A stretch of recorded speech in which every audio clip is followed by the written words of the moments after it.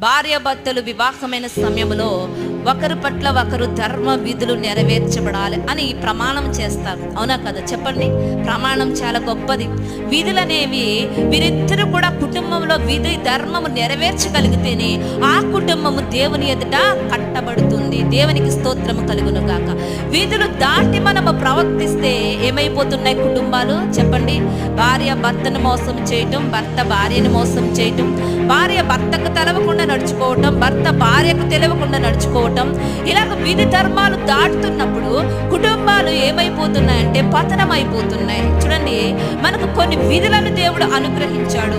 ఆ విధులను మీరు నెరవేర్చగలిగిన వారైతే, ఆ వాటిని అనుసరించి మీరు నడుచుకునగలవారనైతే, చూడండి, నీ దేవుడని యెహోవా తాను నీ పితరులతో ప్రమాణం చేసిన నిబంధనను నెరవేర్చి నీకు కృప చూపును. దేవునికి స్తోత్రము కలుగును గాక.